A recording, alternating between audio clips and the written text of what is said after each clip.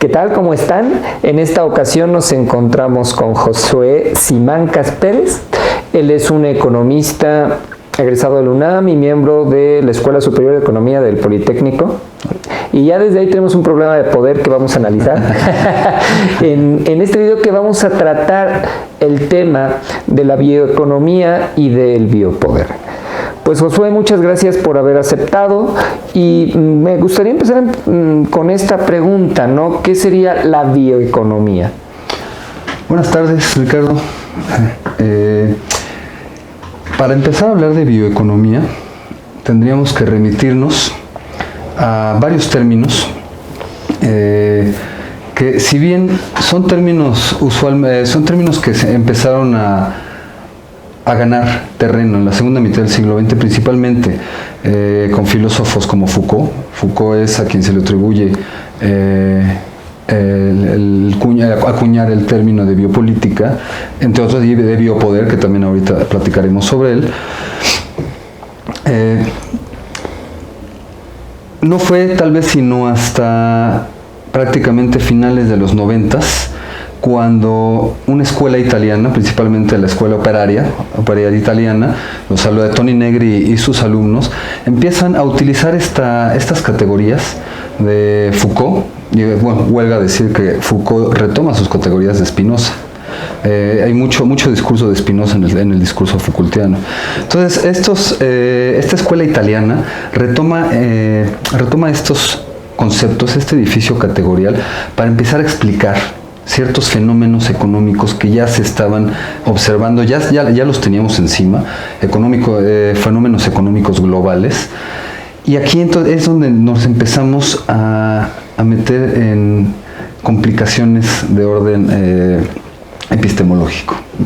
¿Por qué? Porque como economista te enfrentas muchas veces a que el hecho de estar utilizando un edificio categorial propio de la filosofía política, pues suena extraño, ¿no? Suena extraño para develar fenómenos entre comillas estrictamente económicos, como por ejemplo el caso de los mercados financieros. ¿Quién fuera a pensar que la crisis del 2008, que tuvo su origen precisamente en este corazón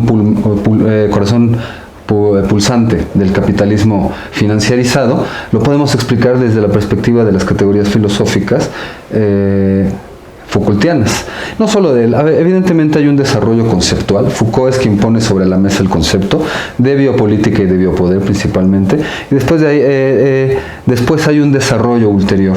Principalmente estos autores, otros autores también han aportado ideas al respecto, autores tal vez como David Harvey, autores como Michael Hart, autores como Terry Eagleton, han aportado al debate precisamente del análisis del capitalismo contemporáneo.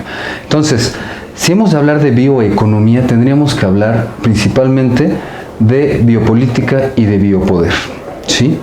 El biopoder, Foucault en algún momento, la categoría como biopoder, Foucault la observa desde dos puntos de vista. Lo observa más bien desde dos momentos históricos determinados. Lo observa primero desde el siglo XII. Observa cómo hay una intención cada vez mayor por parte de las instituciones vigentes en aquel momento de coordinar, de orientar, ¿sí? De orientar a la sociedad. Sin embargo, a partir del siglo XII lo que podemos empezar a ver es un direccionamiento en el caso del cuerpo-máquina, ¿sí? Es decir, hay una necesidad por parte de quienes detentan el poder, ese poder abstracto, un poder político y económico evidentemente. Hay una necesidad de empezar a orientar a los individuos, a direccionar a los individuos y a esquematizarlos, ¿sí? A homogeneizar conductas. A mí me gusta mucho un término de Foucault cuando habla de la ortopedia social, ¿no? Cuando dice que a final de cuentas él utiliza como ejemplos, y no solamente son ejemplos, sino más bien como ejemplos paradigmáticos, utiliza la cárcel, la escuela y la fábrica como elementos, principalmente la cárcel y la escuela, como elementos de ortopedia social, ¿no? Elementos que van, instituciones que de alguna manera forman al individuo, lo forman desde una perspectiva social, lo forman con una perspectiva política y con una perspectiva económica. Entonces, en ese sentido, después nos vamos al siglo XVIII, en donde empieza a haber una necesidad de control, pero ahora del individuo, del cuerpo biológico, en su parte biológica. ¿A qué me refiero con esto? Si en un principio se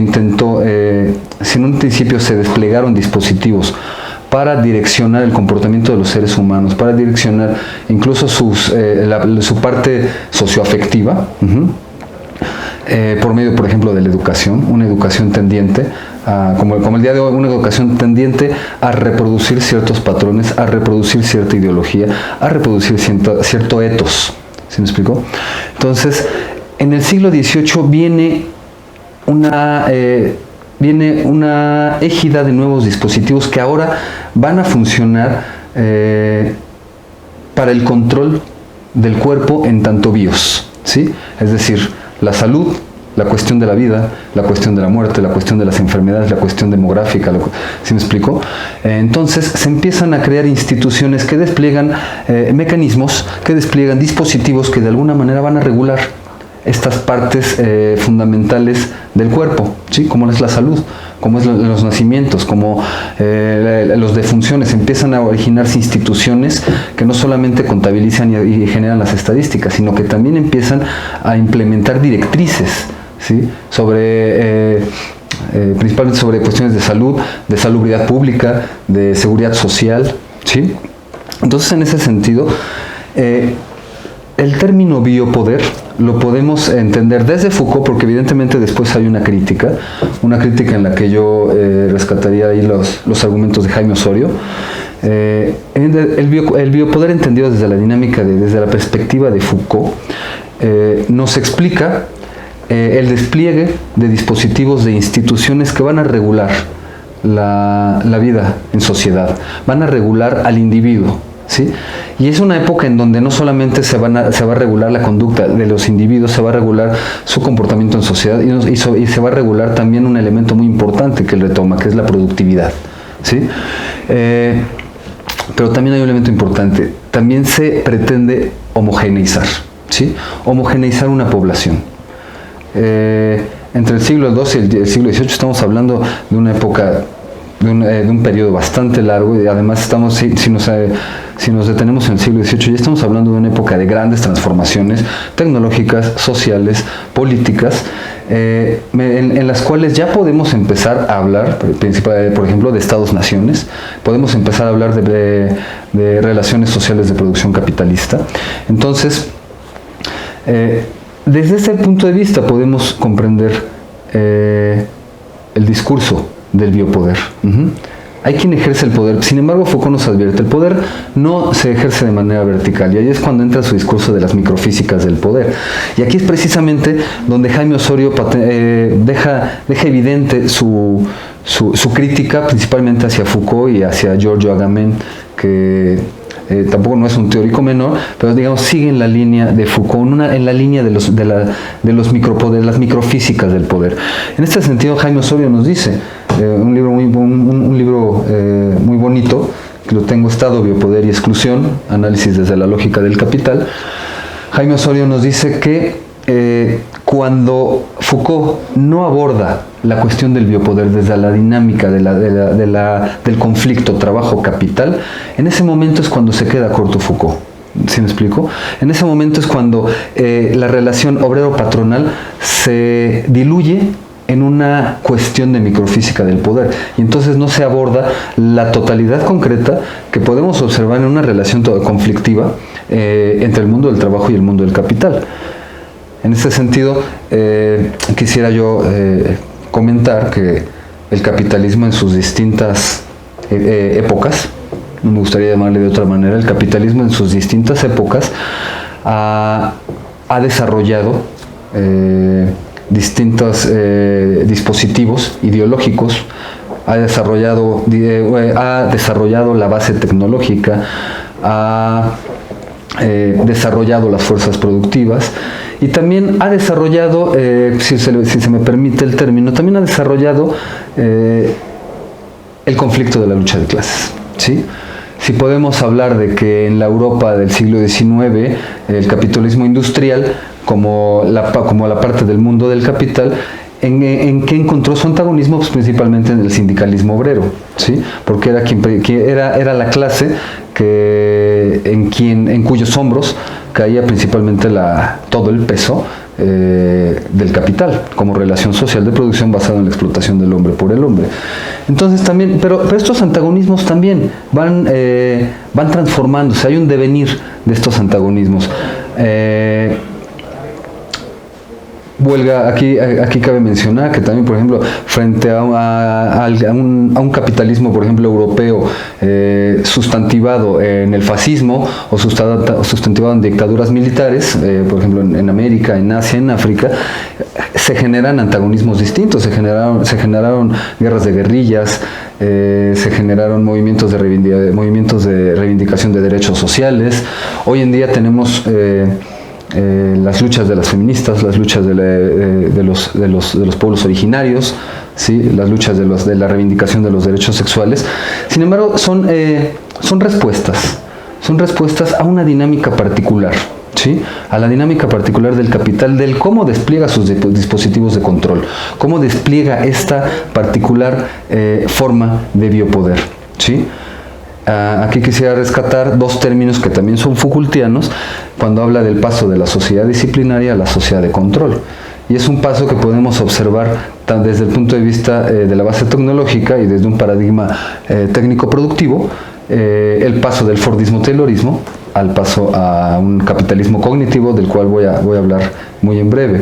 Entonces, esta transición de una sociedad disciplinaria es la sociedad típica fabril, en donde tú como obrero atrás de ti tenías un capataz, ¿no? Un capataz que te estaba observando o midiendo los tiempos que tardabas en el baño, los tiempos que tardabas en fabricar tal o cual parte de la mercancía que al final iba a lanzarse al mercado. Digamos, había una persona ahí que estaba haciendo una función abiertamente coercitiva, ¿sí? Sin embargo, el capitalismo va desplegando una serie, a partir de los 60, 70, se empieza a desplegar una serie de dispositivos tal vez más sutiles, ¿sí? Evidentemente aquí entran una enorme cantidad de especificidades que voy a tocar de manera general, pero sin embargo vemos una transición en la sociedad. Y vemos hoy un capitalismo en donde en buena parte de su desarrollo no hay necesidad de tener un capataz a las espaldas de los trabajadores. El trabajador se convirtió en su propio capataz, ¿sí? El trabajador se convirtió en esa persona que antes le decía: trabaja más duro, trabaja más, levántate más temprano, ¿sí? Y entonces, ¿cuál es lo grave del problema aquí? Lo grave es precisamente que todo este antagonismo entre el mundo del trabajo y el mundo del capital se reduce, se diluye y se presenta como una cuestión meramente personal, una cuestión meramente de emprendedurismo, una cuestión de echarle ganas, ¿no? Del cambio está en uno mismo. Y eso es lo peligroso del asunto, porque entonces se empiezan a perder de vista la cuestión de que hay una relación social de producción capitalista, no ha dejado de existir. Hay una explotación, eso no ha dejado de existir. La forma tradicional de explotación capitalista basada en la extracción de plusvalor no ha dejado de existir. Sin embargo, los mecanismos que ha desplegado este nuevo capitalismo, este capitalismo cognitivo, este capitalismo financiarizado, maduro, como le llaman algunos, ha dado como para que meterse ideológicamente en la mente de los individuos y hacerse indispensable. Aquí yo plantearía una hipótesis muy personal, en la que digo que el triunfo más importante del capitalismo como modo de producción no es su reproducción material, porque de alguna manera la tiene garantizada, es su reproducción ideológica. De alguna manera se hizo patente en la mente de los individuos, ¿sí? Entonces, bueno, retomando la cuestión del biopoder y la cuestión de la biopolítica, precisamente también la biopolítica como estas instituciones estas dos instituciones que están encaminadas precisamente a regular la vida social, ¿sí? A regular la vida política y a regular la vida productiva. ¿Por qué me refiero a la vida política? Pues porque tengo mucha claridad al respecto. El capitalismo no pudo haberse desarrollado de tal forma como lo hizo en el siglo XX sin la participación de la democracia representativa. La democracia representativa fue el fermento político que necesitaba el capital para poder ampliar su margen de acción, para poder legitimarse. Y es algo que hoy lo podemos ver de manera muy concreta, abriendo cualquier periódico, sintonizando cualquier estación de radio y sintonizando cualquier canal de televisión. Se cree, las cosas se dan hemos regresado a una época de determinismos casi naturales. Se cree que la democracia representativa es el alfa y el omega de la participación política de los sujetos. Se niega, el ser humano ya no ha aprendido a afirmarse como ser, principalmente como son politicón, a partir de la negación de su animalidad, ¿no? Sino que regresamos a formas en donde la participación política se diluye en un momento en un efímero momento en el cual la única oportunidad que se tiene de incidir es en un momento de elección, y no de elecciones públicas, en un momento de elegir, ¿sí? Entonces, en ese sentido, la biopolítica es el conjunto de instituciones que van a permitir precisamente la regulación. Pero ahora regresemos al punto principal, bioeconomía. La bioeconomía, el aspecto de la bioeconomía tendríamos que hablar primero de acumulación, ¿sí? Porque podemos hablar de economía feudal, podemos hablar de economía en un modo de producción esclavista, podemos hablar de economía en un modo de producción socialista, que valga, bueno, como paréntesis. Sí, me gustaría aclarar que el socialismo como tal jamás ha existido. Lo que existieron fueron capitalismos de Estado o vías alternativas para la industrialización de naciones que no fuera por la vía del mercado, pero bueno, esa es otra historia. Tendríamos que hablar de acumulación de capital, ¿sí?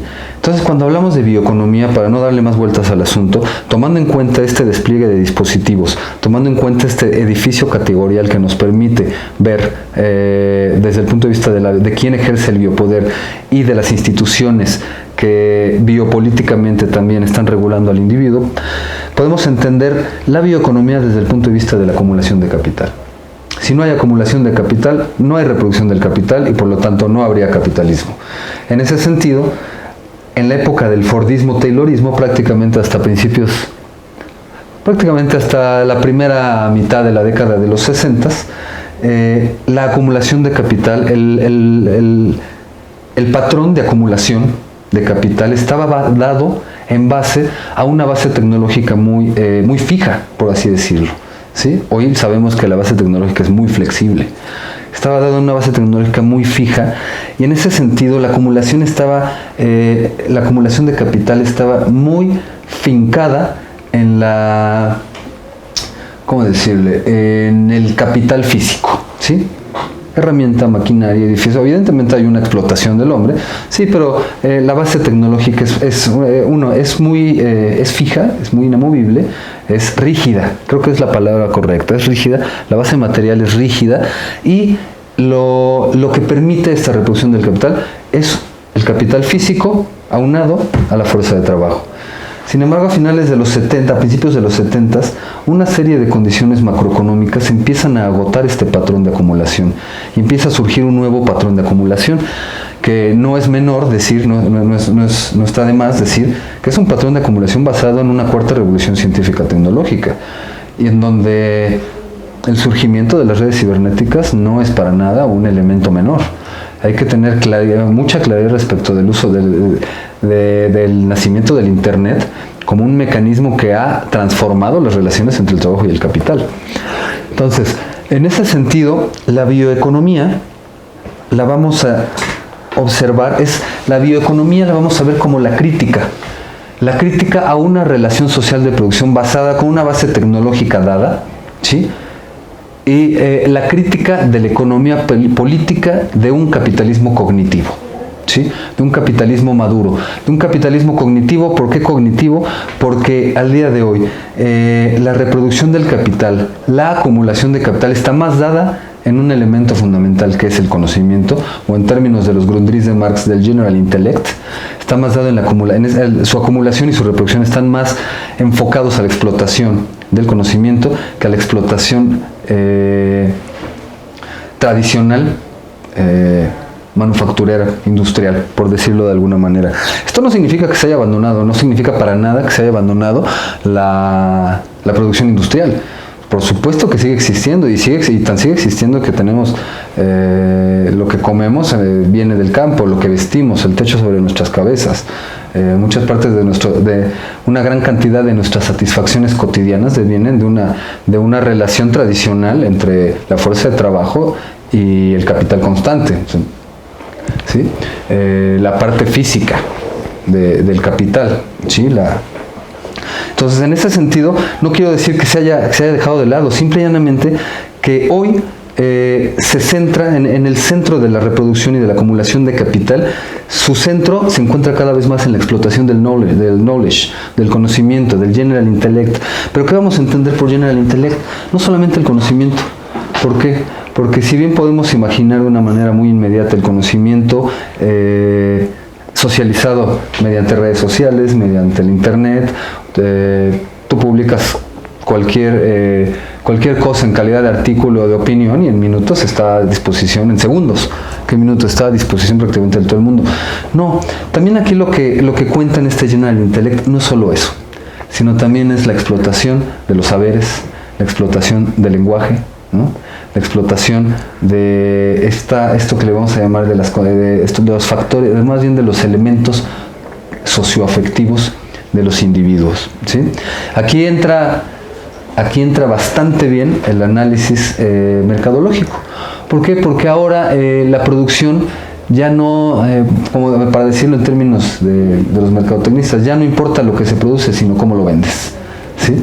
Entonces, en ese sentido, asistimos a un cambio epocal, asistimos a una transformación del capitalismo en el que su corazón pulsante, lo vuelvo a decir, no solamente se encuentra en los mercados financieros, porque efectivamente hay un desplazamiento en donde el elemento hegemónico de la reproducción del capital es el capital financiero, son los mercados financieros.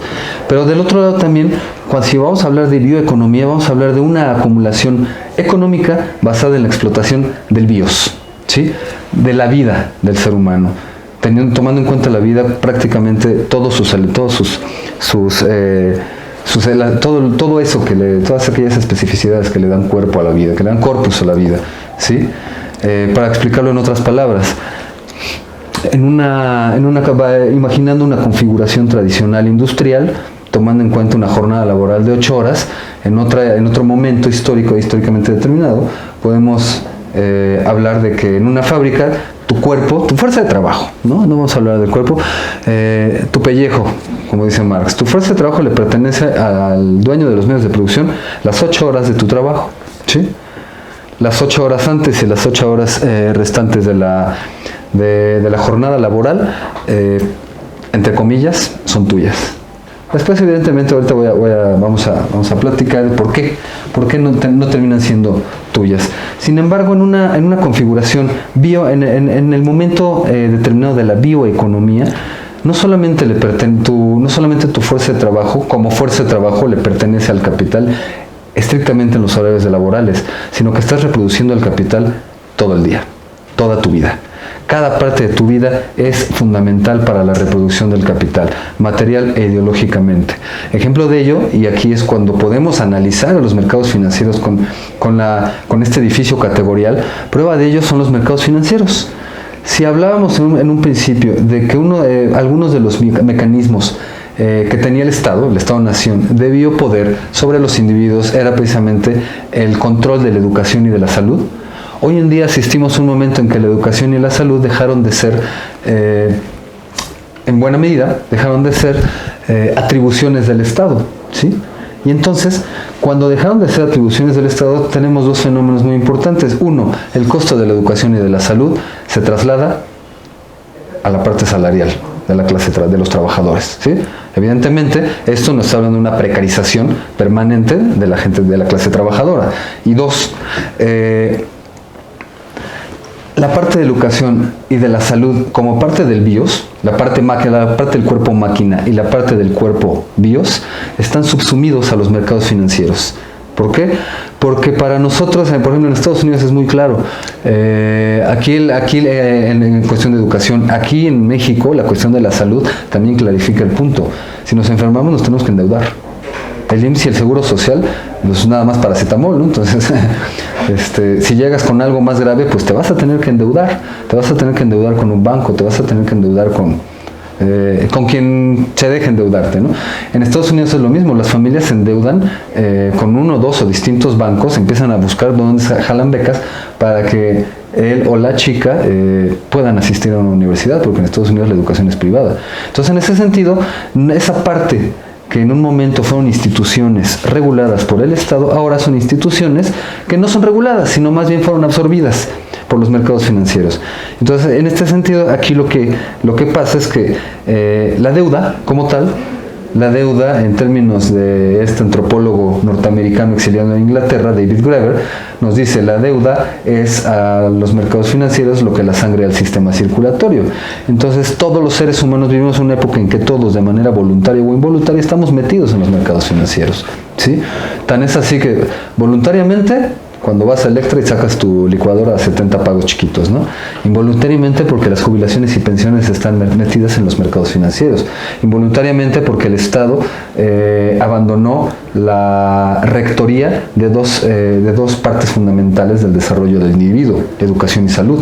En ese momento, al haberlos transferido a la iniciativa privada, sucede lo que acabo de comentar, ¿no? Hay que endeudarse para poder cubrir aspectos que en otros momentos se podían cubrir de otra manera, incluido el mismo salario. Entonces, en ese sentido, la vida misma se va configurando como parte de los mecanismos de biopoder y de acumulación de capital, ¿sí?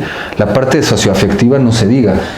Hoy en día, Deleuze y Guattari hablan precisamente de la cuestión de la deseación, la cuestión de cómo también cómo se nos han inculcado ciertas formas de ver el mundo, de desear, de sobrellevar relaciones de todo tipo, de entender el mundo de trabajo, de entender términos que en otros momentos podrían erizar los pelos de otras generaciones, como por ejemplo el término de tolerancia, ¿no? Que es lo único que significa es: no me caes bien, pero te aguanto, ¿no? Entonces, el capital logró meterse a todos los momentos de la vida del ser humano. No hay necesidad de estar produciendo plusvalor para reproducir al capital, porque de alguna manera también lo está reproduciendo ideológicamente, ¿no? Entonces tenemos un capitalismo de rostro amable. Evidentemente estamos hablando desde una perspectiva urbana, estamos hablando desde una perspectiva, vamos a dejarlo como urbana, porque evidentemente si nos vamos a las maquilas, si nos vamos al campo, pues bueno, vemos un capitalismo con rostro menos humano, ¿no? Aquí, por ejemplo, ya le estalló al nuevo presidente su primer huelga en las manos, y es una huelga de dimensiones gigantescas. Y enhorabuena, la verdad, enhorabuena, porque se ha demostrado que la clase trabajadora todavía tiene músculo. Hay cerca de 30,000 obreros en la frontera norte, en Matamoros, y ya se está contagiando hacia Tijuana, levantados en huelga. ¿Por qué? Porque las condiciones de trabajo de las maquiladoras son infrahumanas, ¿no? Y además y bueno, evidentemente ahí el gobierno pues no ha podido hacer nada, y su vocación tampoco nunca ha sido, sea del partido que fuese, fuera del partido que fuese, su vocación tampoco ha sido muy de conciliar a favor del trabajador. Entonces tampoco se espera que el gobierno haga mucho. Pero en ese sentido sí estoy hablando desde una perspectiva muy urbana, no sé, que no se me malentienda, que me imagino que en todo a nivel global el capitalismo asumió su rol buena onda. No, hay capitalismos bastante voraces. La contradicción capital-medio ambiente es un referente clarísimo, durísimo de esta voracidad.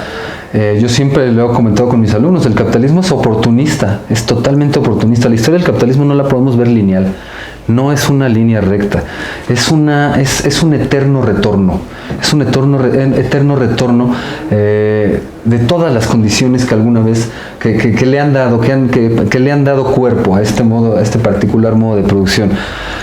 Si el capital necesita de trabajo esclavo para poder reproducirse, ocupa trabajo esclavo. Y prueba de ello es la trata de blancas, ¿no? Hay minas en África que funcionan estrictamente con trabajo esclavo y que el fruto de ese trabajo va y muy probablemente se inserta en los circuitos financieros ultramodernos, ¿no? Pero eso no significa que el capitalismo se haya divorciado de unas formas de explotación y haya asumido otras, ¿no? Entonces, para no alargar mucho esto, la bioeconomía es precisamente, la tenemos que ver la tenemos que abordar como concepto desde el punto de vista de la acumulación, ¿sí?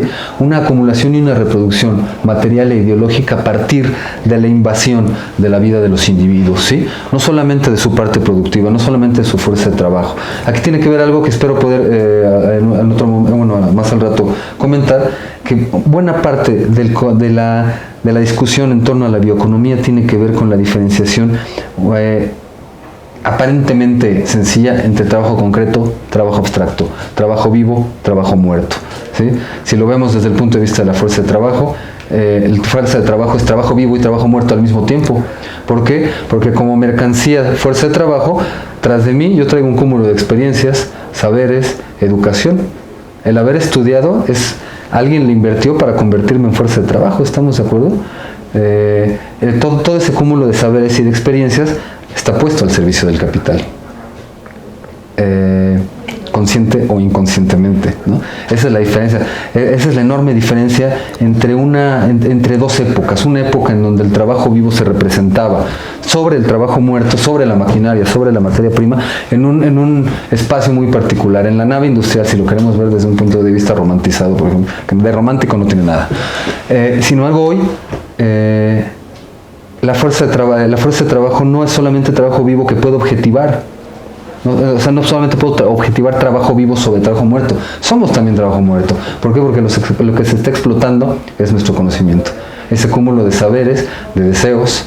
Y obviamente el lenguaje, cuando hablaba del lenguaje, es importantísimo. Si no hay una convención semiótica, pues sencillamente, pues entonces no hay consenso, ¿no? No hay ni consenso político, ni económico, ni productivo, ¿no? Entonces, en grandes trazos yo plantearía ahí el concepto de bioeconomía. Sí. Primero que nada, bueno, me gustaría saber tu postura respecto a algunos pronósticos, a veces de activistas, que señalan que el capitalismo va a terminar en un futuro privatizando la naturaleza, la vida, los derechos humanos. ¿Cómo ves esta posibilidad? Muy real. Hoy, tal vez privatizar es una palabra que aplica, pero que tal vez no en todas las formas, ¿no? Porque, por ejemplo, efectivamente los derechos humanos, ¿no? Empecemos por ahí. La cuestión medioambiental es durísima, es increíblemente compleja, ¿no? Pero, por ejemplo, los derechos humanos, no creo que se llegue el momento en que se pueda privatizar como tal el ejercicio de los derechos humanos, pero sí se puede enfocar el discurso de los derechos humanos a la protección, tal vez, de lo que no es tan humano, ¿sí? O así en términos de un humanismo. Dos ejemplos. John Stuart Mill, cuando hablaba del liberalismo, cuando hablaba de la libertad, en este famoso libro, me parece que es sobre la libertad, John Stuart Mill hace una acalorada defensa de las libertades individuales, al mismo tiempo que condena. Es más, a la sociedad ve a la sociedad como una afrenta a la libertad individual, ¿no? Entonces, él solamente ve al Estado como la parte que debe regular, obviamente castigar, obviamente intervenir por la fuerza cuando se violan las libertades individuales. Y es muy curioso, John Stuart Mill, desde mi muy particular punto de vista, de repente pasa de las libertades individuales, se avienta un triple salto mortal de espaldas al vacío y se va a la libertad de las empresas, ¿no? Entonces empieza a escribir, a reflexionar acerca de la importancia de darle esa libertad a las empresas, libertades irrestrictas, que en su época me parece que solamente es la respuesta, no solamente en su época, para la época en que vivió Adam Smith, Ricardo y John Stuart Mill, es una apasionada respuesta a un mundo que ya no les convence, un mundo regido por un pensamiento económico mercantilista, de fronteras cerradas, muy enfocado al mercado interno. Entonces ellos observan. Entonces es una respuesta acalorada a un mundo que ya no lo ven como muy adecuado para el libre expresar tanto de los individuos, bueno, el libre de concurrir tanto de los individuos como de las fuerzas productivas, ¿no? Entonces ahí también meten a los mercados. Y está esta situación de que los mercados deben ser libres. Solamente que aquí hay un pequeño problema, que es un pequeño problema emanado desde Adam Smith. Y es un problema económico, es un problema que hasta la fecha seguimos arrastrando, porque hay escuelas hoy día que siguen sosteniendo este paradigma. La cuestión de la naturalidad o de las leyes naturales de la economía. Adam Smith, el padre de la economía, ¿de dónde toma su método? De Newton, ¿no? Y entonces Adam Smith hace una reflexión en donde dice, la economía es al hombre, pero el hombre es parte de la naturaleza, y hay leyes que rigen la naturaleza. Entonces la economía también debe estar regida por leyes naturales, ¿no? Leyes intrascendentes es la palabra, leyes naturales, leyes inmanentes, ¿no? Más bien, leyes inmanentes. Entonces, en ese sentido, ellos empiezan a filosofar acerca de la libre concurrencia de lo que afecta a los mercados, ¿no? Los capitales, la oferta y la demanda deben de concurrir libremente. No debe haber ningún estímulo externo, ni positivo ni negativo, porque el mercado como expresión económica, como la expresión económica de esa parte fundamental de la vida de los seres humanos, que es el intercambio, la distribución de los productos de su trabajo, pues no debiera tener trabas, ¿no? Entonces, en ese sentido, todo debiera fluir de una manera libre, ¿sí? Llega Marx y dice, no creo que es una metodología, les contesta que no, a su parecer es una metodología incorrecta, y plantea una metodología muy distinta, como lo sabemos, basada en Hegel, ¿no? Siempre he dicho que Marx supera por la izquierda a Hegel, principalmente tomando de Hegel la dialéctica, la parte dialéctica, y de Feuerbach la parte del materialismo histórico. Entonces, en ese sentido, se van adecuando los discursos. El otro discurso, por ejemplo, es el discurso de la corporación. El derecho corporativo nace, curiosamente, a raíz de finales del siglo XIX, de toda la banda afroamericana esclava que terminando la guerra de secesión está metiendo juicios para recuperar su libertad. O sea, se están negando a sí mismos como esclavos y se están reafirmando como seres humanos libres, pero mediante los mismos derechos, o sea, mediante los mecanismos legales vigentes en Estados Unidos en la época. Curiosamente, no recuerdo las cifras, pero vamos a poner una cifra parecida en un periodo determinado, breve, de 200 juicios que se suscitaron. Uno o dos fueron promovidos por gente de ascendencia africana, todos los demás fueron por corporaciones. Y las corporaciones empezaron a tener derechos como individuos, ¿sí? Entonces aquí lo que tenemos precisamente, regresando al tema de los derechos humanos, no creo que alguien se atreva siquiera a decir, pero bueno, y luego hay cada cuatro, a decir que van a privatizar la cuestión de los derechos humanos, pero yo creo que sí bien podrían orientar el discurso de los derechos humanos hacia una mayor profundidad, que ya la hay, una mayor profundidad en los derechos de la propiedad privada y de la libre empresa, y de los derechos de libertad del capital y de acumular de acumular riqueza, ¿no? Entonces no dudo que esté enfocado eso. Ahora, la privatización del medio ambiente sí está más que cantada. Hay gente de la escuela de Chicago que sí argumenta cada centímetro cúbico de este planeta debe ser privatizado. ¿Por qué? El argumento es infantil. Porque si metro cúbico, vamos a ponerlo, para hacerlo más fácil de imaginar, si este metro cúbico me pertenece, pues lo voy a cuidar. Entonces, como lo voy a cuidar, pues va a mantenerse perenne, limpio, ¿no? Entonces, ellos yo creo que están imaginando un mundo en el que los miles de millones de habitantes tengamos cada quien nuestro metro cúbico, ¿no?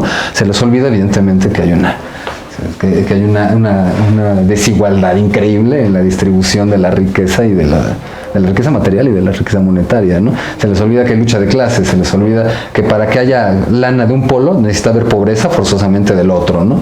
Para que existan los emprendedores y los empresarios tiene que haber obreros, no todos pueden ser empresarios, ¿no? Entonces por eso se me hace un argumento infantil, pero se la creen realmente, ¿no? Entonces Acabamos de ver ahorita, hoy precisamente leí una nota, los estados del norte de Estados Unidos y el medio oeste están a 35, 40 grados bajo cero. Y en Argentina, en Australia, el sur de Australia, están a 45 grados arriba, ¿no? Entonces, el cambio climático ya es una realidad inconstatable. El cambio climático está a la puerta de la esquina, ¿no? Y tenemos a verdaderos oligofrénicos como Trump o como Bush en su momento, que decía que a Estados Unidos no le interesa la ecología, le interesa la economía, o Bolsonaro, ¿no? Que dice que el cambio climático es un invento de los marxistas, ¿no? Dices, híjole, ¿cómo argumentas con estos cuates, ¿no? Entonces, efectivamente, yo creo que tú me hablabas de propiedad privada, ¿no? Sí, Manuel. ¿Cuál era la tendencia? Pues yo creo que sí, la tendencia es hacia ello, pero yo lo que creo es hay varios elementos que sí rescato. Si al día de hoy, y ahorita voy a poner un ejemplo muy clarificante, muy claro, si al día de hoy uno de los principales intereses del capitalismo de punta es la explotación del general intellect, eso significa que también está sobre la mesa el hecho de explotar algo que en teoría les pertenece a todos, ¿sí? El ejemplo es el siguiente, el Internet. ¿Cuántos intentos no ha habido? El último por parte en el Parlamento Europeo, empujado por eurodiputados españoles, que en España ha habido un debate gigantesco al respecto. ¿Cuántas veces se ha intentado legislar sobre Internet? Y nadie ha podido. Nadie ha podido legislar.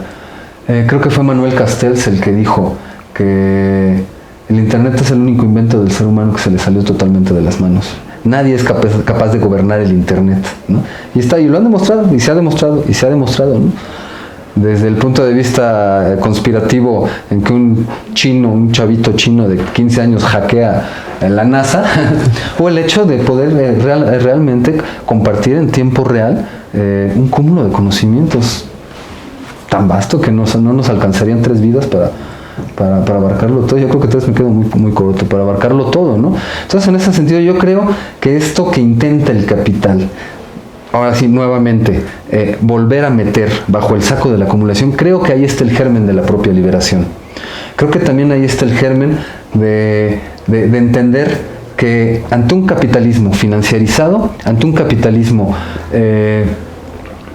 cognitivo, ante un capitalismo maduro, también genera su propio antagonismo, y entonces tiene que ser un antagonismo a la altura de las condiciones, a la altura de las condiciones históricas de este capitalismo. Debe ser debe ser una lucha, debe ser un antagonismo que se plante frente al sistema, frente a los mercados financieros.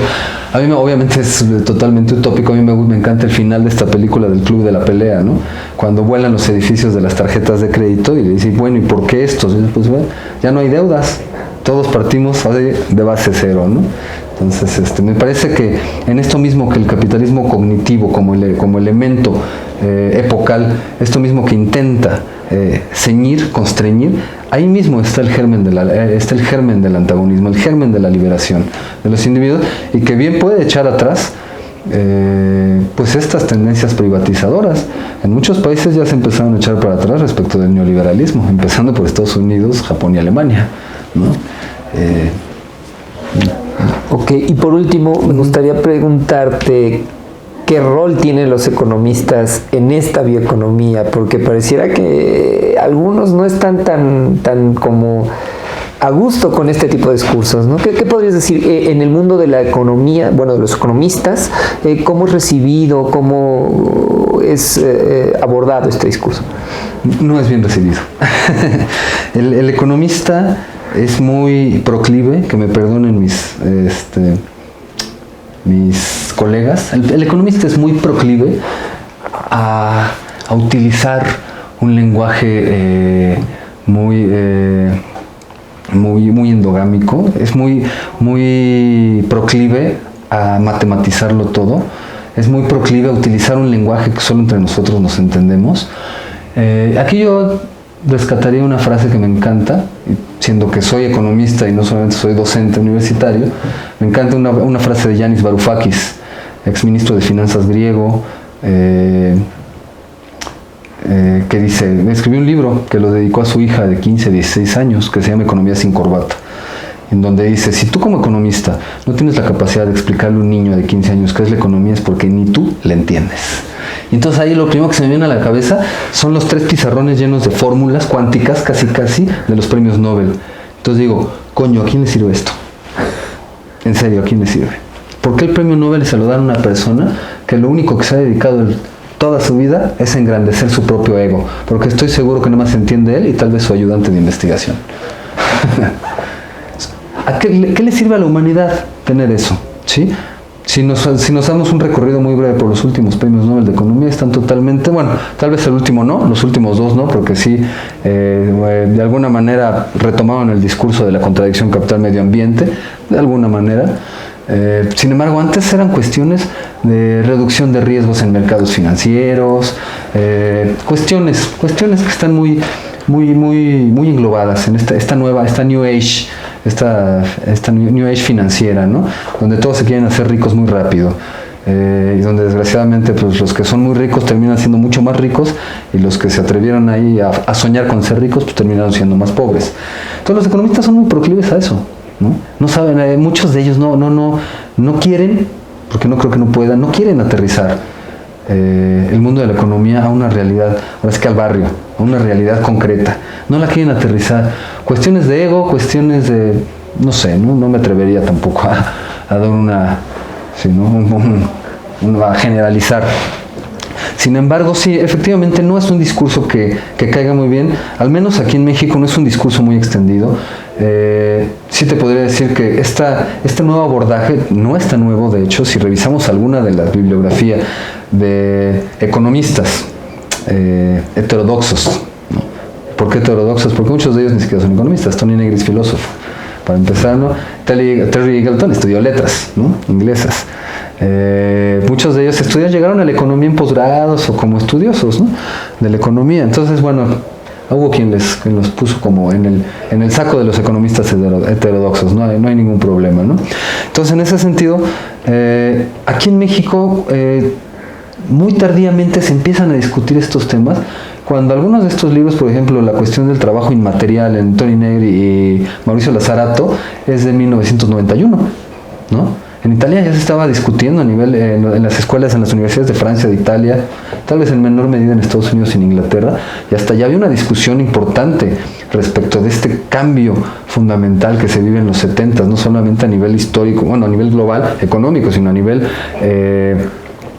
base tecnológica, a nivel paradigma de acumulación.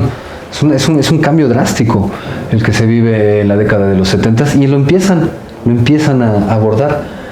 Y no digo que haya habido gente aquí que no lo hiciera, pero fue muy pocos los economistas que empezaron a hacer un estudio de los fenómenos económicos globales contemporáneos utilizando un edificio categorial distinto. ¿Por qué? Porque la verdad es que también hay que decirlo con todas sus letras, hay un mainstream, hay una escuela hegemónica de enseñanza de la economía y es la escuela neoclásica. ¿Sí? Y entonces aquí lo malo es que lo malo es que los estudiantes muchas veces se casan, los maestros se casan con la idea neoclásica y se cierran. Ahí sí está lo malo, ¿no? Se cierran a otros discursos, ¿sí? Entonces dicen, ¿para qué la filosofía? La filosofía se queda en la facultad de filosofía. Aquí venimos a hablar de economía, ¿sí? Aquí venimos a hablar de variables, aquí venimos a hablar de riesgos, aquí venimos a hablar de activos y pasivos. Aquí no entra la filosofía. Entonces ni siquiera se toman la oportunidad de ver desde un crisol distinto una problemática que bien, y lo han demostrado ellos, que bien puede ser explicada desde una metodología, desde un marco categorial distinto al tradicional. ¿Y a qué me refiero con tradicional? A la escuela neoclásica. Si nos vamos a cualquier escuela de Estados Unidos de economía, ese es el marco teórico. Si nos vamos al ITAM, ese es el marco teórico. Si nos vamos a la facultad o a la Escuela Superior de Economía, tiene un enorme número de adeptos. Y no digo que esté mal. Al economista hay que educarnos como economistas de una manera integral, ¿no? Hay que tener elementos de la neoclásica, del monetarismo, de la crítica de la economía política, ¿sí? De los keynesianos. Lo que no creo que sea lo más saludable sea precisamente tomar como dogma una de estas escuelas y negarnos a la posibilidad de poder plantear la solución a un problema, o al menos el análisis de un problema, y sobre todo un problema que vivimos hoy día. Estamos haciendo la historia en carne viva, me parece preocupante que no se quiera ver estos fenómenos desde un crisol distinto, desde un punto de vista distinto, ¿no? Entonces, afortunadamente sí, hay profesores, hay compañeras que se han dedicado de alguna manera a difundir, a horizontalizar entre los compañeros y compañeras estudiantes que tenemos el gusto de compartir aula todos los días, de compartir esto, y ya se queda a criterio de quien lo tome, si lo utiliza para ulteriores análisis, o se queda como quisiera pensarlo yo así, como un bonito recuerdo de la carrera, ¿no? Ok, pues muchísimas gracias. Gracias a ti, Ricardo. Bueno, nos vemos, seguiremos produciendo trabajo muerto. Gracias.